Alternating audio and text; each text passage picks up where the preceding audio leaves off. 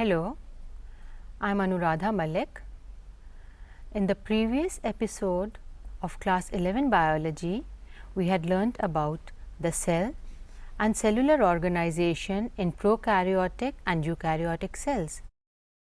Today we shall continue the lesson and learn more about the plasma membrane, cell wall and certain other organelles of the eukaryotic cell.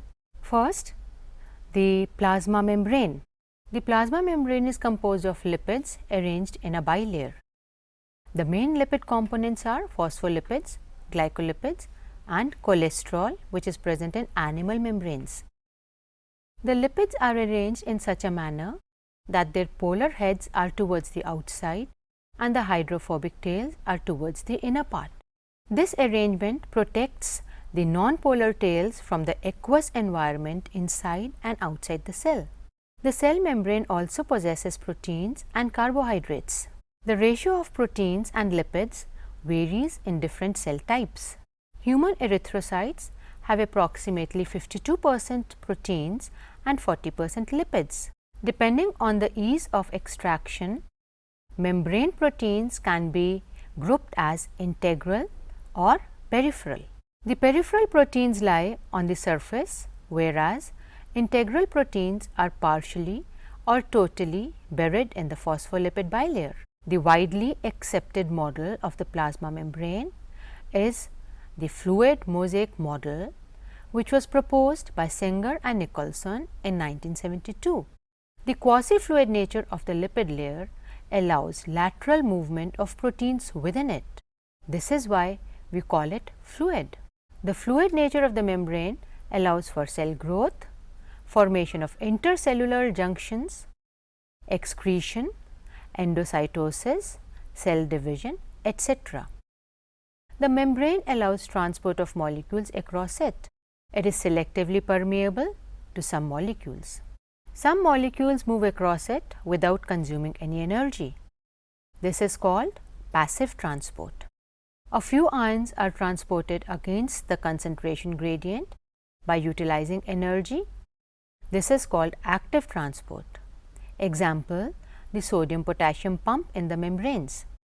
Water may also move across the membrane along its concentration gradient.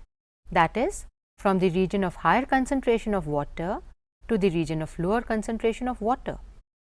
Such diffusion of water across a semi-permeable membrane is called osmosis.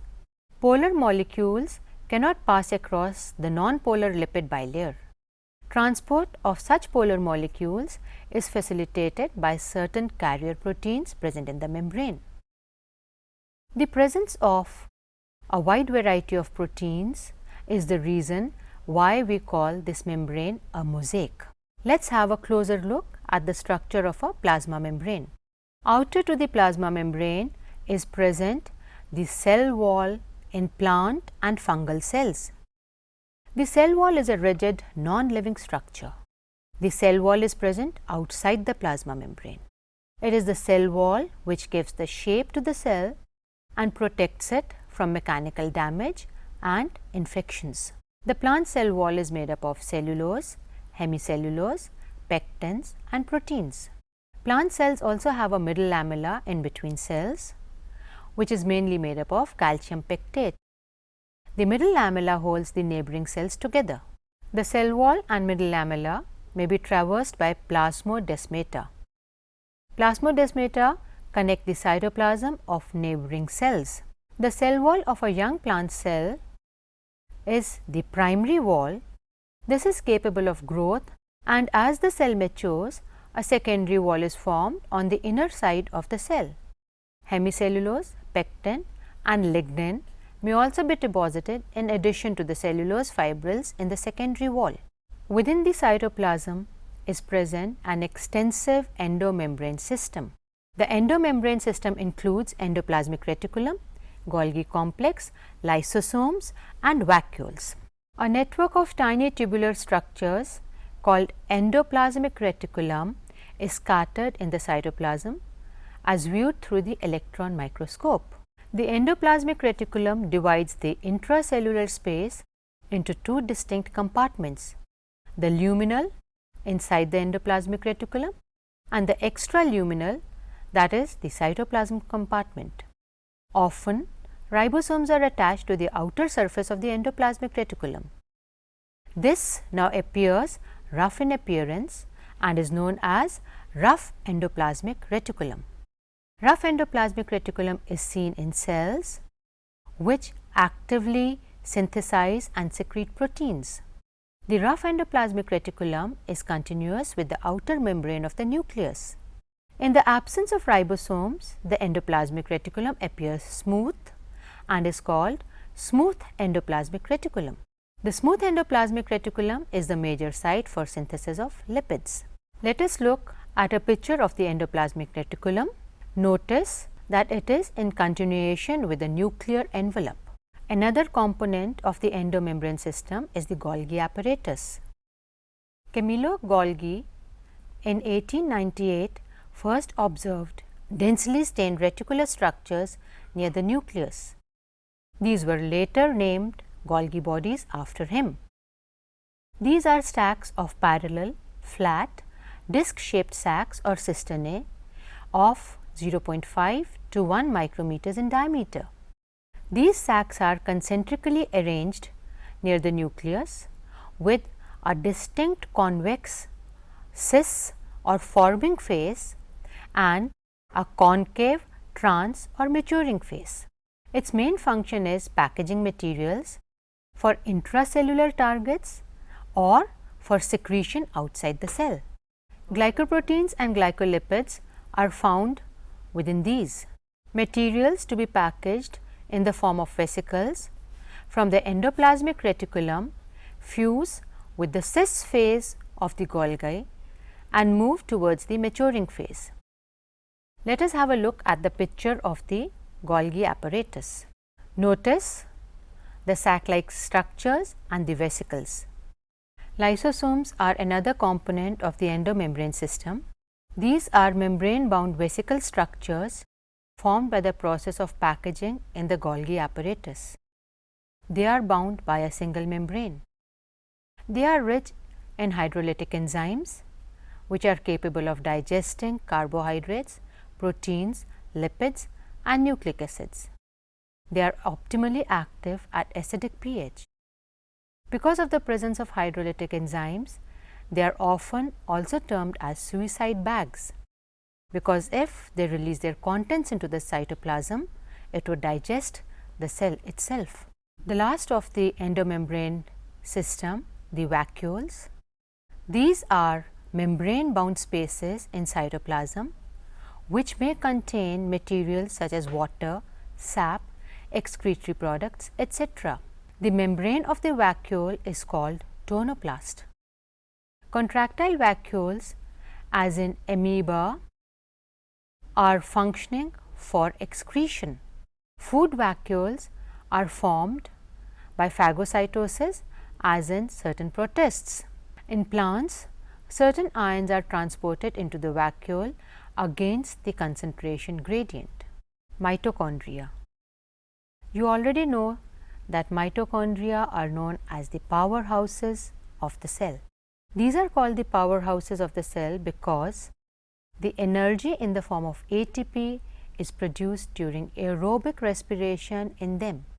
Mitochondria can be visualized under the microscope with specific staining techniques. The number of mitochondria per cell, their shape and size varies. Typically, mitochondria are sausage shaped or cylindrical, measuring 0.2 to 1 microns in diameter and 1 to 4.1 microns in length. Mitochondria is a double membrane bound structure. The outer and the inner membrane divides its lumen into two aqueous compartments, the outer and the inner compartment. The inner compartment of the mitochondria is the matrix. The inner membrane forms a number of enfoldings called cristae towards the matrix. These increase the surface area. Specific enzymes associated with aerobic respiration are present on the two membranes and in the matrix. The matrix also contains single circular DNAs, a few RNAs and ribosomes of the 70S type. The mitochondria are thus semi-autonomous and divide by fission. Another organelle which is bound by a double membrane and found in plant cells is the plastid. The plastids are large and thus easily observed under the microscope. Based on the type of pigments, the plastids are of three kinds. First, the chloroplasts. These contain chlorophyll and carotenoid pigments. Chlorophyll imparts the green color and traps the light energy for photosynthesis during the light reaction of photosynthesis. Second, the chromoplasts. These impart yellow, orange or red color to the plant parts. They have pigments like carotene, xanthophylls, etc. The third are the leucoplasts. These are the colorless plastids with stored nutrients.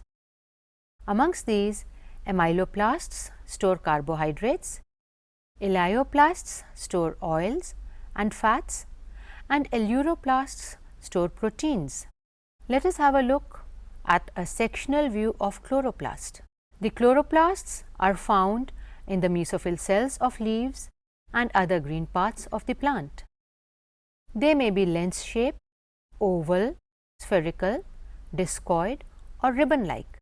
They vary in length from 5 to 10 micrometers and in width from 2 to 4 micrometers. The number of chloroplasts per cell may vary from 1, as in Chlamydomonas, and up to 20 to 40 per cell. They are bound by a double membrane. The space within the inner membrane is called the stroma. Flattened membranous sacs called thylakoids are present in the stroma. Thylakoids are arranged in stacks called grana. Flat membranous tubules called stroma lamellae connect the thylakoids of different grana. Thylakoids enclose a space called the lumen. The chlorophyll pigment is present in the thylakoid membrane, which is also the site for the light reaction of photosynthesis. The stroma of the chloroplast contains enzymes required for the dark reaction of the photosynthesis, that is, the production of carbohydrate molecules. Chloroplasts also contain small double-stranded DNA molecules and ribosomes of the 70S kind. Chloroplasts are also semi-autonomous and are formed by division of pre-existing chloroplasts. You must practice drawing diagrams of the sectional view of mitochondria and chloroplast. Today we have discussed about the plasma membrane, cell wall, the endomembrane system, the mitochondria and the chloroplast. In the next episode, we shall learn about some more cytoplasmic organelles of the eukaryotic cell. Thank you.